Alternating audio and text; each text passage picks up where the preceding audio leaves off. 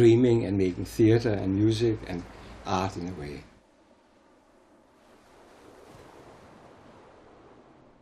Ladies and gentlemen, we have approximately 30 minutes before we commencing our descent into Copenhagen Airport. If you wish to purchase any more drinks or snacks or food from the bistro bar, please do not hesitate to press the call bell above your head, and the cabin crew will be very pleased to serve you at your seat. Thank you.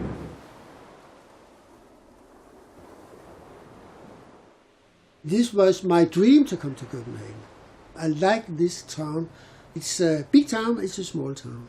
It's a historical town, it's full of beauty, it's open-minded people, it's close to the sea, it's close, the surroundings is beautiful, there are parks all over, there are, it's a quiet town. And when I came in '83, I stayed just in the middle, in the old city, and I like it so much.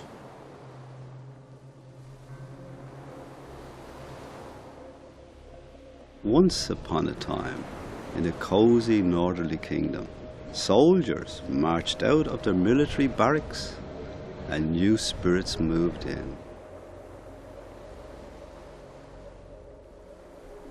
It was in 1969, outside the fence. I was sitting in a building opposite, which was a kind of a hippie club at that time. And I got sick, so I was stand up and opened the window and got some fresh air. I had smoked too much hashish. And then I looked down the street, and then a bunch of hippies was kind of trying to tear down the fence. And I thought, wow, let's go down and see what's happening. So suddenly we were like 20 people tearing down the fence to the old barrack. And then we went in and starting to explore all the buildings. And within, like in the late 69, the beginning of 70, people moved in, started to move in very slowly. So that was my first experience.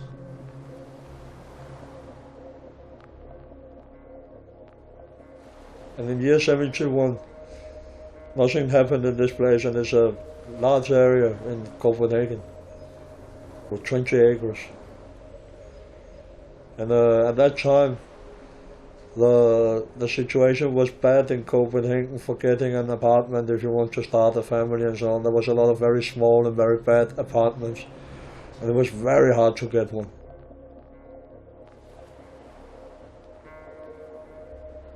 An amazing vibe here, man. Not simply squatting in Copenhagen's housing crisis. Man, it's something different. It's deeper, serious, but it's fun, man. Yeah, it's great fun. It's like back in India.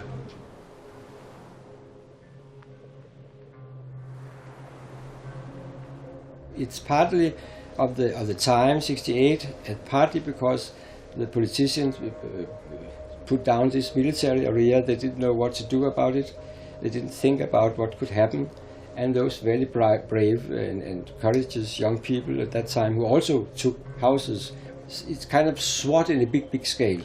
And it was a historical place with many old houses. Very often the military keep the houses because they don't have so much energy to put them down as the rest of the society. So they're beautiful houses. Houses used for horses or for weapons or for... But for some of them, 100 years, somewhere even, I think, 200 years old. And then they come the young people and took it. And it's very criminal.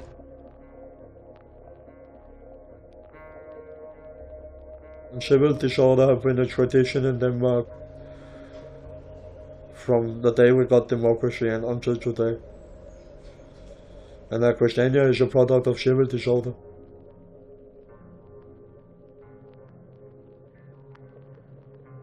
Christiania allows you to come to a space where you can decouple and find your own individuality, your own specialness, your own self.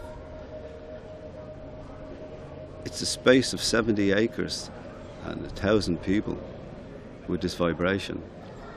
Peace, love, creativity. Be yourself.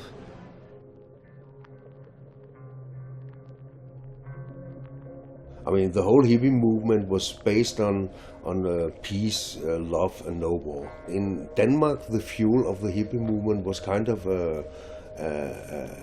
revolution against our parents. And we thought, why don't we buy a house together so we can make the cost and expenses much cheaper? And the same with the car. We saw all these cars with one person driving along, and we thought, why don't we share the car so it's more economic and not less polluted? At that time, nobody believed in pollution, only the hippie movement.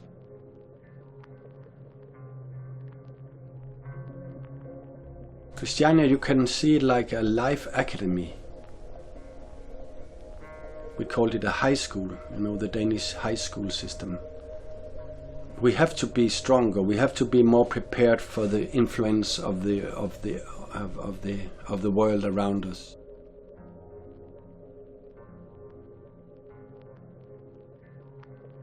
I have been on a boarding school, and for 2-3 years of my last years of the boarding school, the whole hippie idea came to my school, and I thought it was a very good idea. So I kind of became a hippie. So in '72, I moved to the countryside, to a community where we grow our own vegetables, and I had a goat and a cow, and try to fulfill the dream of living in nature. There was all the threats with atomic nuclear war, and it was when you lived in Denmark and also in England and in Europe, it was a threat which was hanging over our heads all the time. And in my world, I thought, well, if everything goes total wrong, at least I'm prepared to move out in the woods.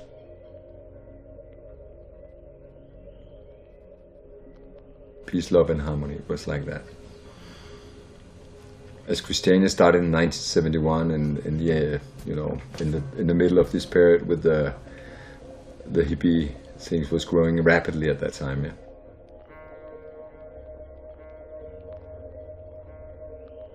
Sven and Jens are sitting happy in a hippie pad, about to smoke a chillum in the recently abandoned barracks in central Copenhagen.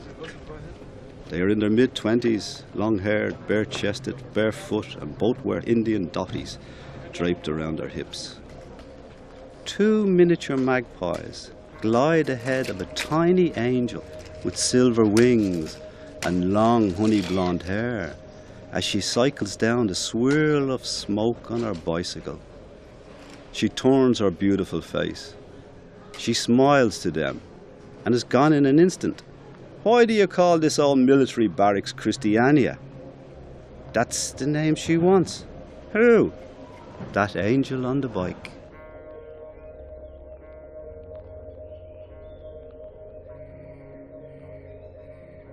I think Christiania, for those who have not been there, is scaring because you read so much about violence, about hashes, and about many things. So if you don't know Christiania, it's something. If you know Christiania, if you've been there, just walk around, it's different. But those people who live in Christiania, live there many years, have been traveling around the world, have been in many countries, so you have a cultural input from many, many, many different cultures.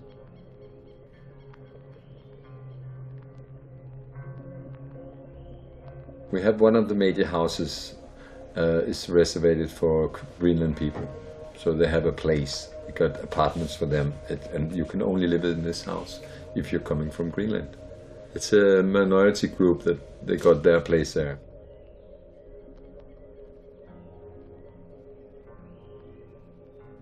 There are all kind of culture living there.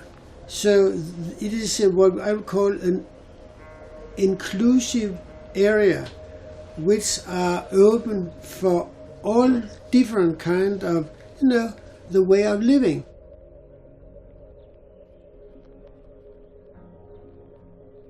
Some gays made this house where they could make their operas, and it was allowed as their house. They could do whatever they wanted to do in this, and and then they make a lot of theater for, and sometimes they invite us, the others of the people in Christiania, and we could come and eat and party with them, and it's fantastic. We lost lots of them, a lot of these gay people and friends in the late 80s and early 90s because of AIDS.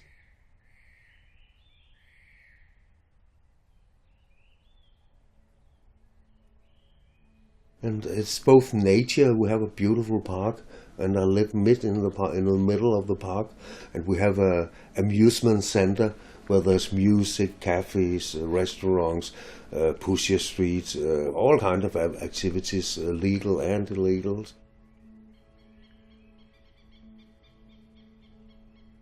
And the main street, when you see it, when you walk in with the pusher street, well, gang-looking guys and the big dogs and whatever, it's not looking very friendly the first sight when you're walking in. But at the same time, it's a kind of a fairy tale, and you'll have this.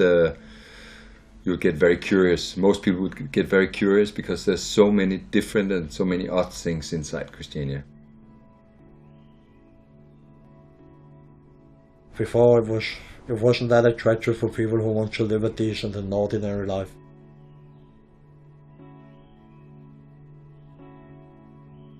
Every guy got long hair, most of them long beard.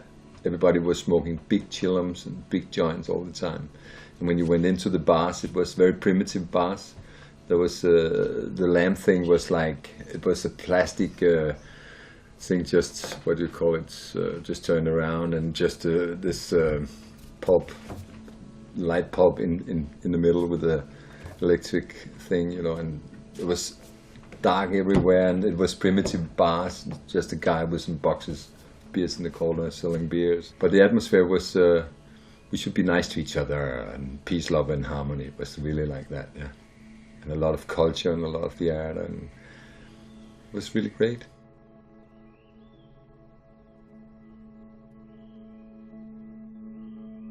Just being in among this vibration that is here.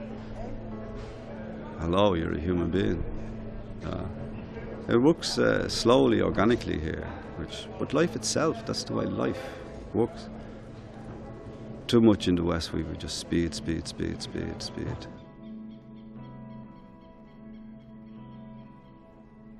It's different in every way from where I was living before. You can't compare. We're doing everything in a different manner out here. It's like living in a village in the middle of Copenhagen. And this village have composed their own regulations, you know, and their own rules.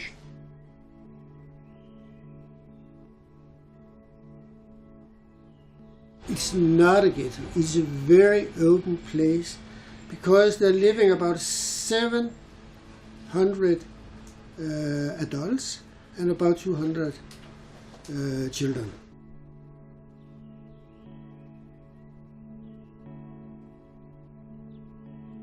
You're not allowed to wear a biker's collar. You're not allowed to sell or use hard drugs. And you're not allowed to use any violence. Of course, you're not allowed to steal from other people and behave other people badly, and you're not allowed to drive a car here either, unless you have a purpose. Otherwise, it's pretty liberal.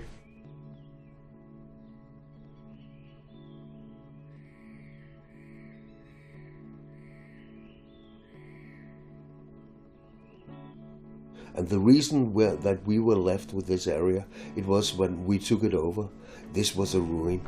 Outside is a very high-end area with very, very expensive apartments. It was actually one of the most poor areas in Copenhagen, with toilets in the yard and a lot of alcoholics and things. But when this area became rich, then Christiania started to be a pain in the ass, because then it was the value of the land. Before it was no interest because it didn't have any value. But now it's actually one of the biggest, highest valued areas. The landscape in Christiania is very different when you're walking around, and you're 10 minutes on a bicycle from the town hall, and at the same time you're in the countryside. And the ocean is very close, and there's a lake just outside your door, and it's fantastic to stay here.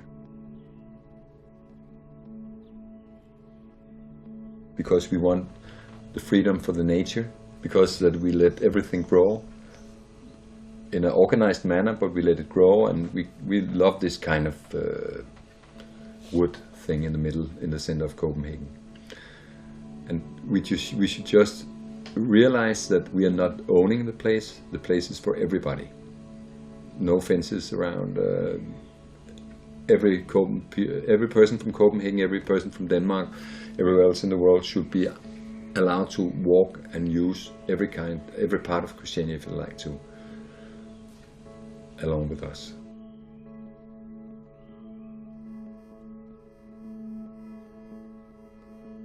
Christiania is a poetic procession of progressive architectural challenges and extraordinary gingerbread homes, artfully opening eyes and souls, an offbeat world of fantastic shapes, colours, imagery, and stimuli to swell mundane imaginations.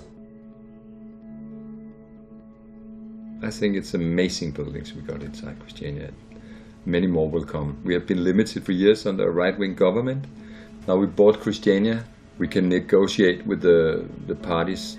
So they said to us all the time the last 10 years that if you build any more, we come and shut you down. They have this threatening thing going on all the time. But it's exciting to see how people that are not educated in building housing make fantastic things often. It's really, really great to watch.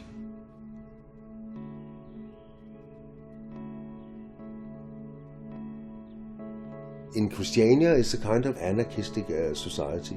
If you have an idea, you ask your neighbors if it's all right, and if it's all right, you do it. And if they say no, you sometimes do it anyway.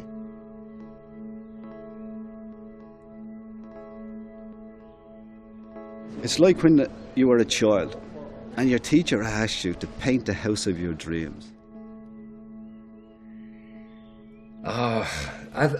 After my own opinion, the way people have been building them for years, it's like a fairy tale. It's something taken out from a fairy tale, and I don't know if it's the same word in English, profane buildings. You know, you just build in whatever fits, and you make your little tower or whatever, and it's so different. We made a system where we're paying per meter like everybody else in Denmark and the world. Just like we are renting our own housing now, because Christiania own the places. Even I built and paid the place, Christiania own it.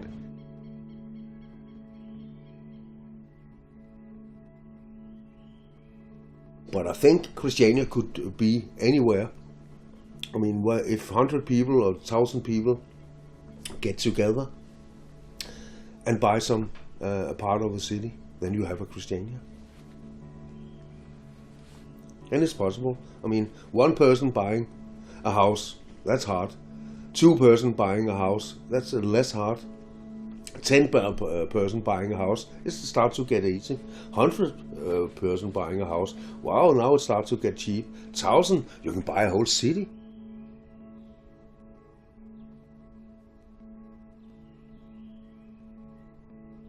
I was probably around 12, 13 years old, and I went with my parents to visit an elderly couple who lived out there since the 20s, not in Christiania but in Christianshavn, or the 30s, since the 30s, yeah. But then they liked to show my parents and I Christiania, and we took a long walk because we lived very close to it, so we walked all the way by the water.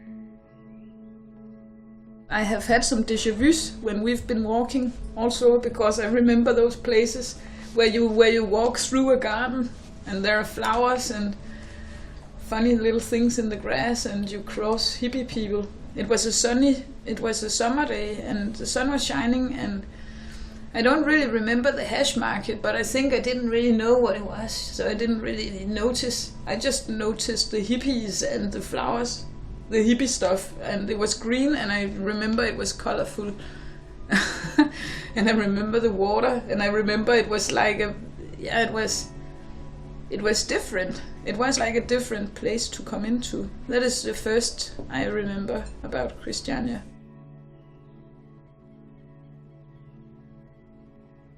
It was silent. You were alone. It was warm and you walked up in the, you just went out. You didn't take clothes on. You just lived without. You took on what you wanted because you didn't disturb anybody, and nobody disturbed you. And that's very different today. It's a magnetic place for almost everybody.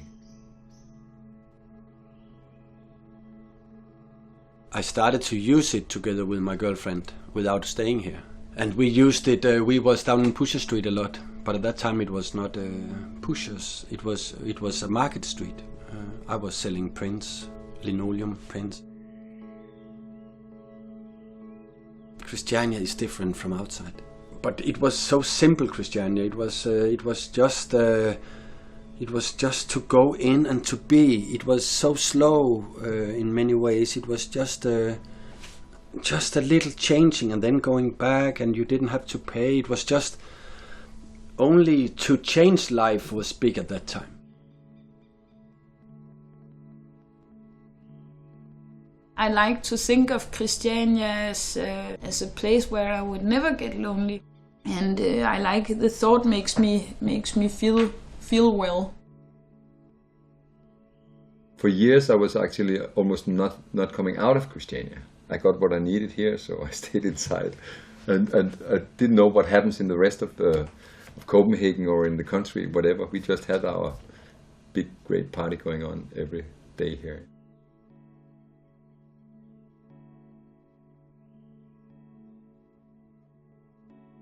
Some people go, even today, because they have some problems being normalized, so they instinctively go to Christiania. But I think some intellectual people also went there. But then you have to have some courage. If you are a little afraid what happens, can I survive? Am I effective enough in doing the daily life and so on? So you don't go there. You don't dare go there. All people should know Christiania.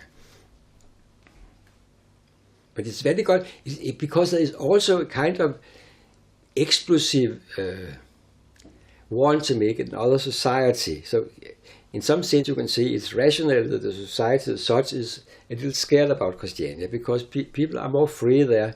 They can get a little more like to their visions. In the small, they can make a beautiful society. And they try, most of them. Of course, some people are too drunk and too stupid, maybe, I don't know. It's not just heaven.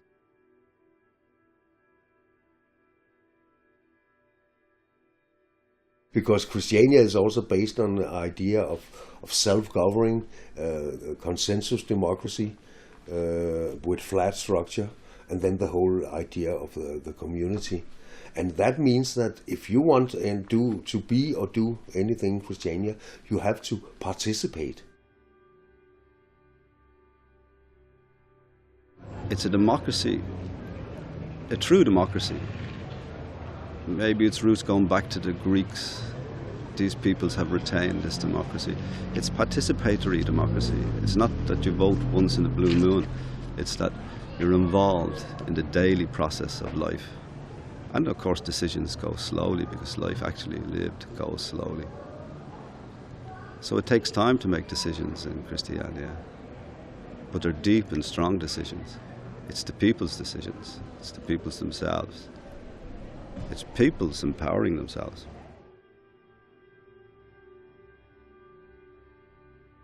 The governing system in here, it's just like, you know, officially everybody is into the decisions.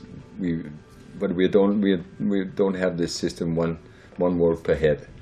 We have a kind of consensus democracy. We are in 14 communes or areas. We have our own self-ruling, and we meet in major meetings. But if we have major issues inside Christiania, we talk and talk and talk. And if somebody's against, we can't decide. I don't know why it's still like that. It's probably going to change one day. Yeah? Now we are becoming more normal. The system is becoming more normal after we bought it. But it's very, very, very odd and very difficult. And different governments have been giving up throughout the years because they could not negotiate with us. Christiania went back and said there's one that said no, so it's not possible. We were 500 said yes, but there was one that's saying no, so there's no agreement yet.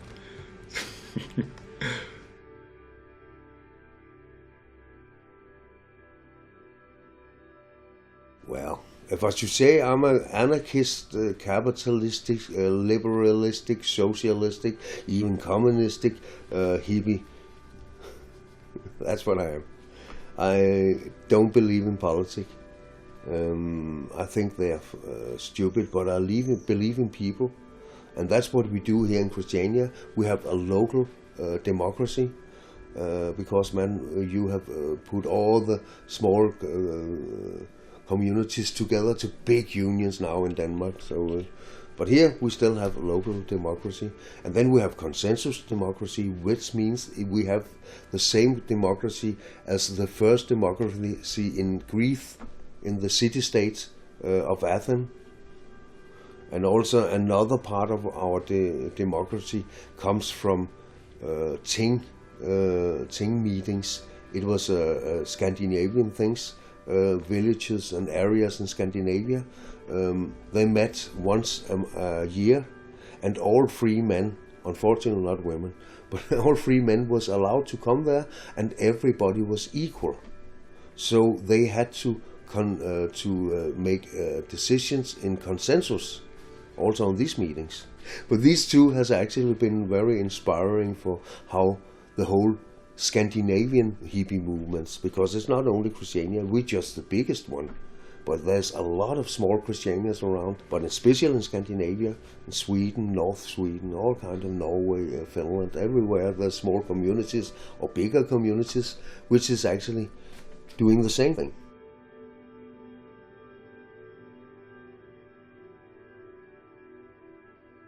The Prime Minister in the late 70s, early 80s, he said that people are very variated and we need this place. And yeah, it was when Denmark is famous for legalizing porn and for marrying the first gay couple and stuff like that.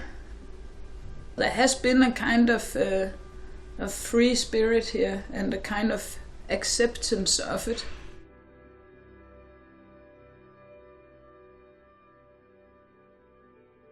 I hope that there's so much culture, there's so many different things here, there's a lot of people with different energy, and we got a lot of possibilities. I hope the culture and the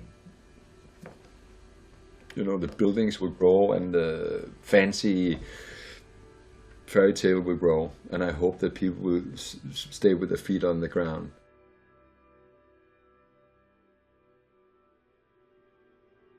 But I don't think most people of the Christiania don't think so much about branding, because now they're not afraid of being put away. I think Christiania's importance is mostly that people come from outside, get inspired about being here. I don't think it's not so important now to make branding and to defend Christiania as it was years ago, because it has survived. The state will not destroy it.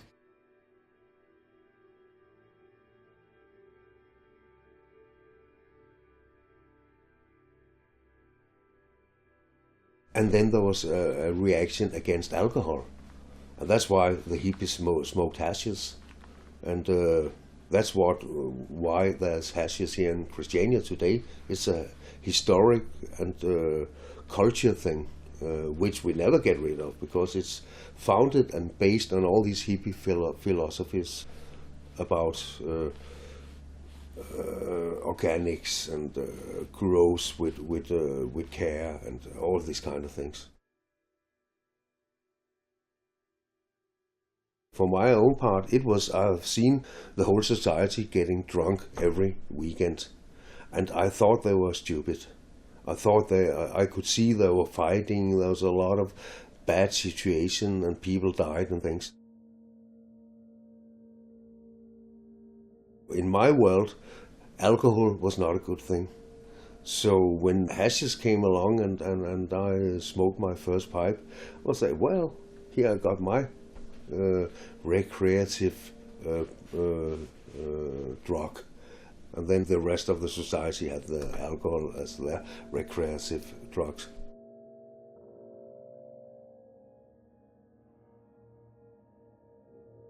The first 9 years Christiania was here, there was a lot of drugs, hard drugs and soft drugs, and in 1978 in this house we're sitting right now, 5 people died in a week. And then the people who lived here, they were agreed that it was finished with hard drugs, so people were not allowed either to take them or sell them. And then they make a blockade.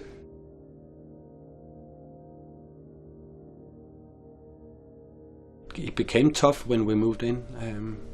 Already in '79, there came a lot of heroin to Christiania because the Copenhagen police told the narcomans in Copenhagen that if they went to Christiania, they wouldn't take them.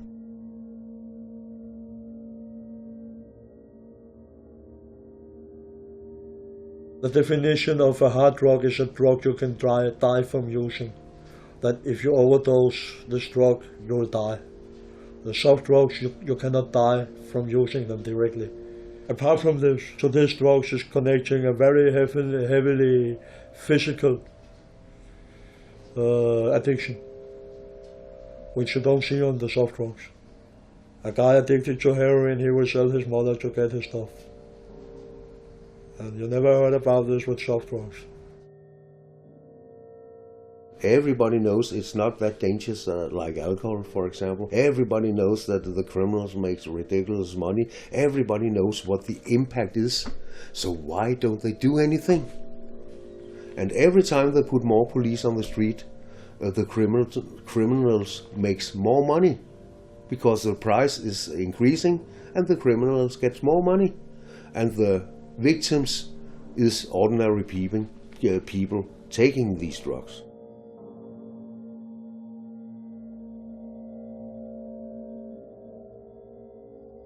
Yeah, it was people like me, but they were not. They didn't have the same possibilities like I had, where I grew up, and they met the strong dope, and they really wanted to come out of it, but it was very difficult to come out of it. And Christiania made a blockade against it suddenly from one day to another, and we gave everybody a chance to go to camps in Jylland, to farm places, and stay there for half a year, and then they could come back if it was clean after half a year. To be out all the night, many days, and people coming, passing, and bringing things for you to eat, or bringing wood for it was cold. It was in October, November, and I got really afraid many times. But I had a wonderful hand to hold, and that was the period we started to make children also. We had a very big succeed with the blockade against narco, heavy narco. You can still smoke a cigarette here, and things like that, and eat sugar and take coffee, and you can watch television. Even if that's very tough too. You can go here to buy hashish and strong hashish and bad and good hashish. Yeah. It's legal in Christiania. It's officially not legal in Denmark, but it'll come one day. It'll come. My brother and my mother died of drinking alcohol, and they call it legal. So a very, very big group of the people in Denmark and Sweden and England and all over Europe and the world are using cannabis or hashish every day, as well as they're using alcohol. And I think one day they found out that they can get a lot of tax money out of the hashish as well. And when I was in California 3 years ago, I was on a place to buying some pills for headache, and they sold a lot of marijuana products as well. And I think it will come someday, because hashish is not only bad, it's good for a lot of things. It's just about telling your kids not to use it as their kids, but every cultures have been using their hashish or alcohol or every kind of medicine or narcotics or whatever all through the years and centuries of whatever.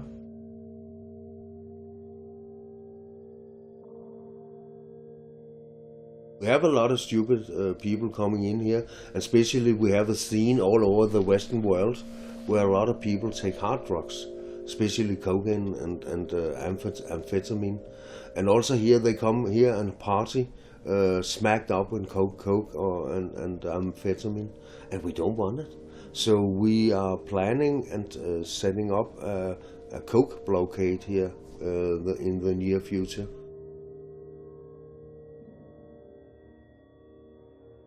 Sometimes the police go and take some of the pushers and look for the hashes, and then there have been not so much more. I think it has been stopped. Before there was kind of fighting and some stoned. Some people outside also came and make violence, and the police put this tear gas, this spray. But it's very seldom. But it happened. It has happened. It's depends on the signals from the top, from the government. If they are a little bit more soft, they say, "Oh, don't do too much about Christiania and hash." But also the other more right wing, they say, "You must do something. We cannot have this open. We cannot have this open hash selling." We had the Minister of Law. Is that the right word? The minister who's in charge of police and so on. She was offended by that, so she wanted to be more. Police should be more tough by looking for the pushers. I think that's so funny. It's open. And we have a special situation these days with a gang raving Christiania. It's a police gang, but it's a paramilitary group named Task Force Pusher Street, and their task is to get control over the hash market. But the really task, as I can see their strategy, now I've seen them for 5 months, it is to terrorize the area. So we have these civilian idiots coming, banging you down with their batons. They have weapons they put into our heads, black hoods they put over our heads and take us away, beat us up, put us into a cell, and then release us without even questioning us or accusing us of anything. And that's what I call terror. That is state terror inflicting on a local area. And you might ask why. This is a political thing, because the police don't do anything without some politicals has given the order. In this case is our justice minister, not very clever man, to say it very mild.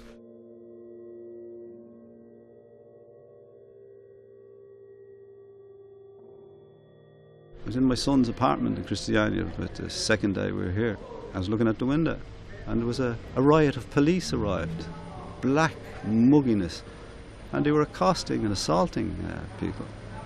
Tourists, Christianites, Copenhageners. I could not believe it.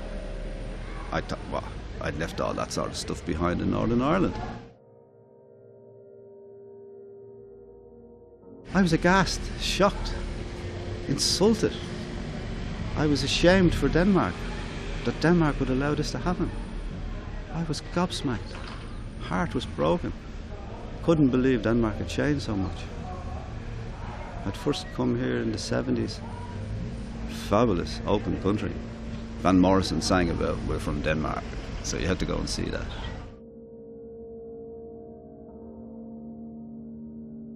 The conclusion must be that it haven't been a success to criminalize them. It has brought a lot of criminality and a lot of bad things. Nobody wishes that other people should be addicted to hard drugs. But the fact is that a lot of people are taking hard drugs. A lot of people are spoiling their life by taking it.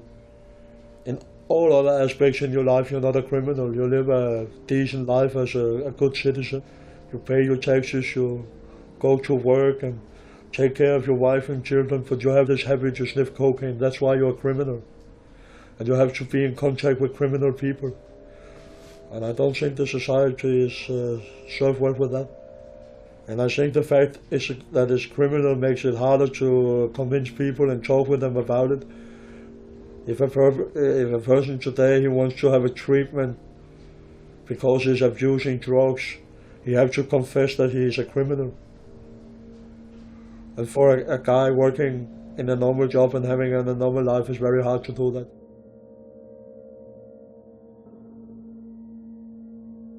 And sometimes we had problems in the street if the police are attacking the pushers. But beside that, I would say when you realize how many people is using Christiania every day and we got no police inside, it's a very, very peaceful place. We almost never got any problems, and people will talk themselves out of it. It's very, very seldom that we got any major problems in here or big fights.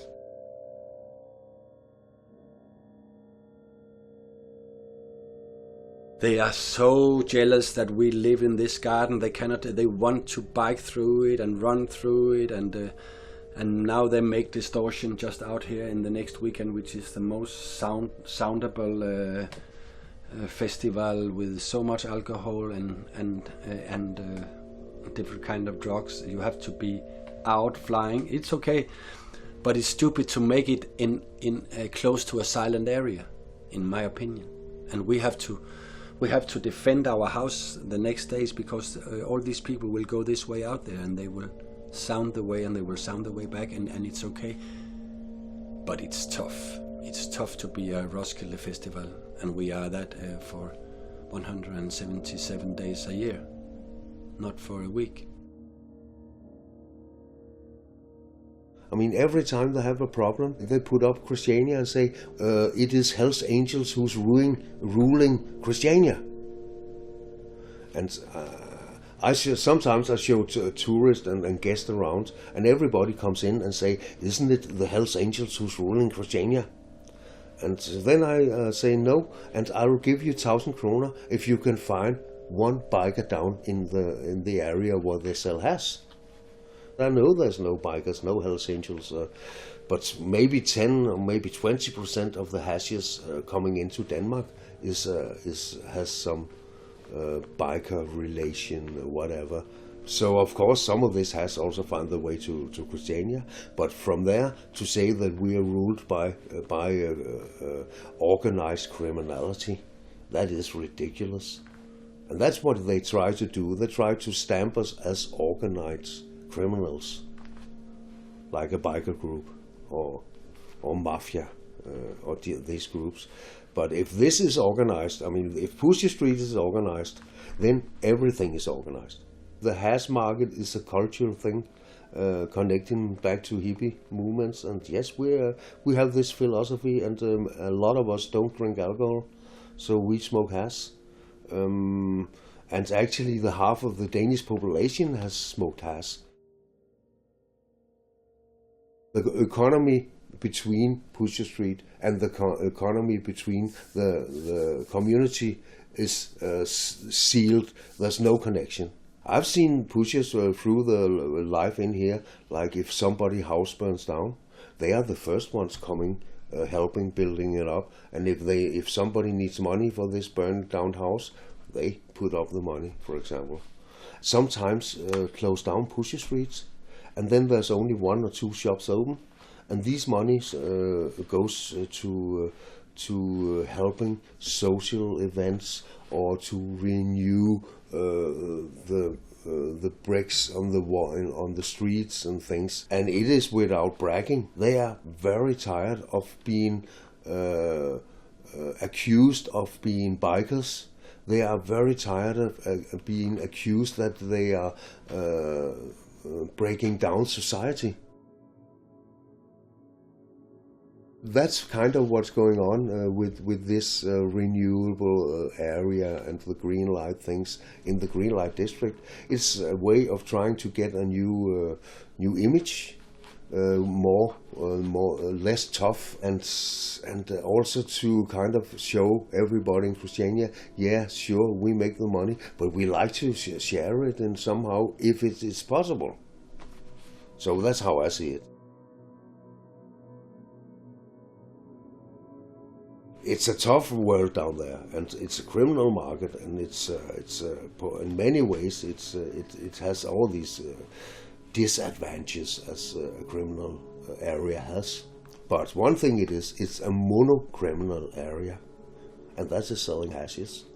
And ask yourself, have you ever heard about a mono-criminal area somewhere else on the world? I have asked tens of thousands of people, and nobody could point out anywhere else in the world.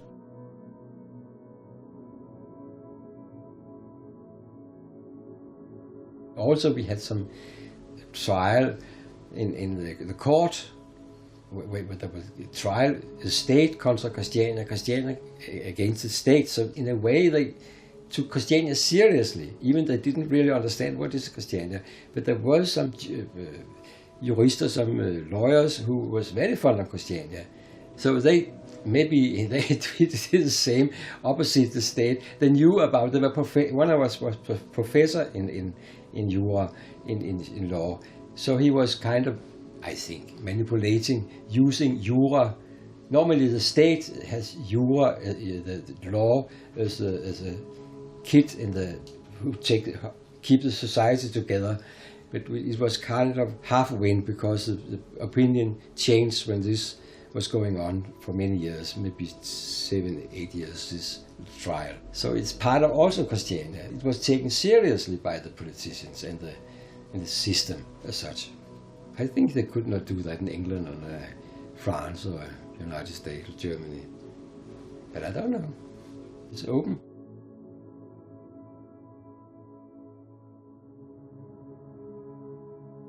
They wasn't exactly against us. They think it was a funny experiment. They called it a social experiment. I don't like that word. Because when you are an experiment, it's something you make in a workshop or in a laboratory.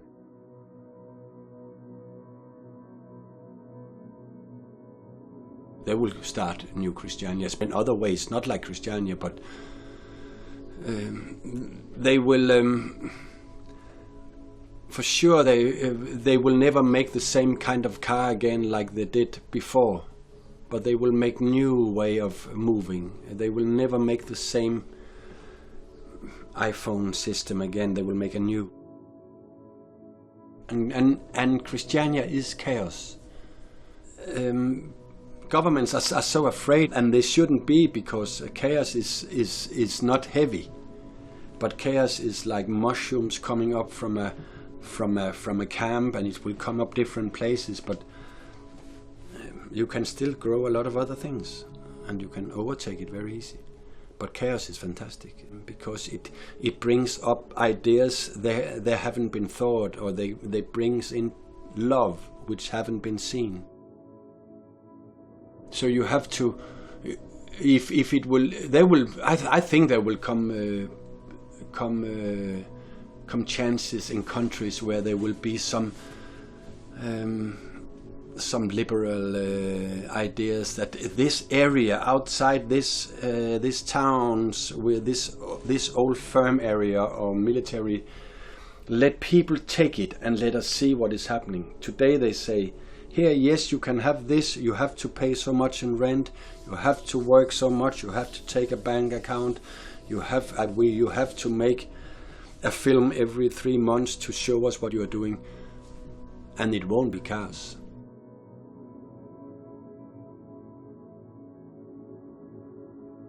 They said that 80% of Copenhagen's citizens like Christiania to stay as it is today, with the hashes inside.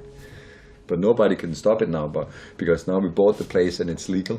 So it's going to be very exciting to see how it will end up in 10 years or whatever. They're not afraid of it anymore.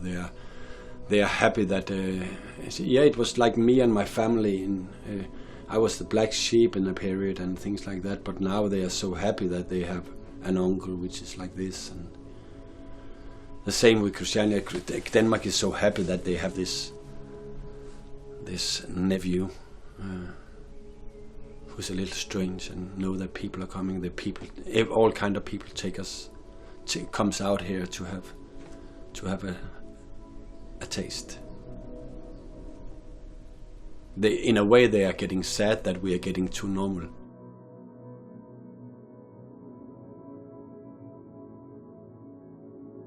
I think it's a major disaster we bought the place, because it was a kind of flame of freedom for lots of people all over Europe, and mostly in Denmark, of course. But I think we couldn't do anything else. That's why we're showing we own nothing.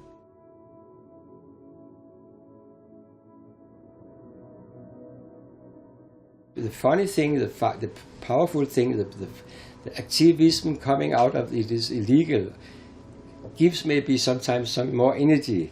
So if they use too much energy to tilpasse, to be okay, to be orderly, you cannot use so much energy to make creativity things. So when they are very active and very opposite the mainstream, very underground, culturally and politically, and blah, blah, blah, so they're more interesting. You can get more inspired. It may be not so inspired for Christiania today, I think. Of course, I hope the Christiania could survive, but I was not rather sure about it.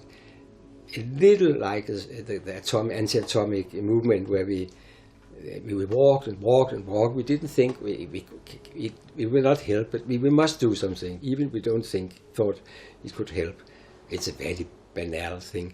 But if you really fight for some ideals,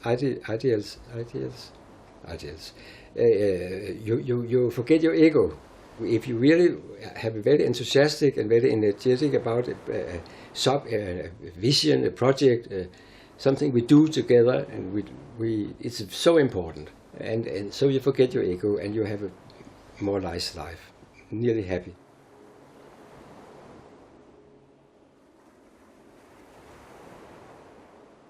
You're going for a walk in the morning and you walk through the grounds of an insane asylum.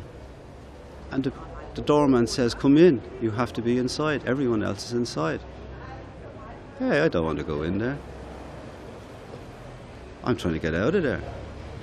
Look at the country I come from. It's on its knees, it's bankrupt.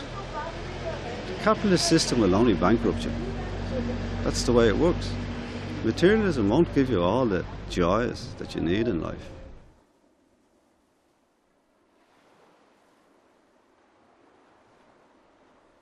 So, the more money you own the bank, the more slave you are, in my reality.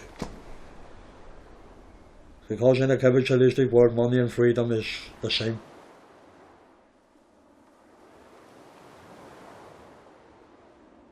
And if you want to have some fun in life, you don't buy your house, you don't buy a car, you live in right now. And you do things, good things, hopefully, but you do them with your heart. And all this dream about a house and a car and things, it is just something they made up for you, so they can use you as a slave. Sorry to say, but that's what I think what's going on. So they are running around and they're saving all their money until they're old. They're paying a lot of money to pension companies who will give them a great pension when they're 70 years old instead of enjoying their money now.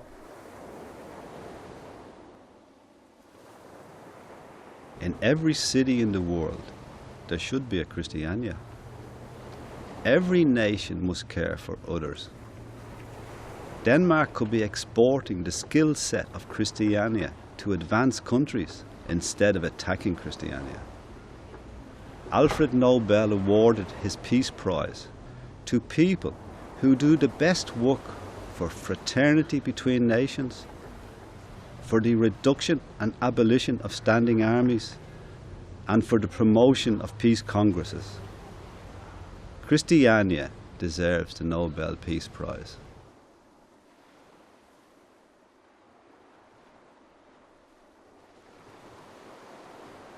The only place I really want to be and stay and live is here. And I want to stay till I'm 50. And I hope that my kids will stay here when I'm gone. And I know they will. They got the same love for the place.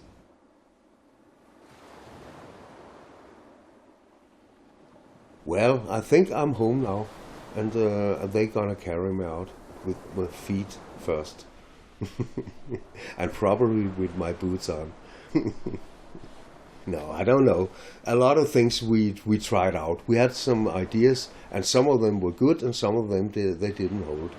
So I would say I'm a grown-up man who has tried a lot here in life. And a lot of this I tried out was based on the ideas from the hippie movement. Yes, I'm the last hippie.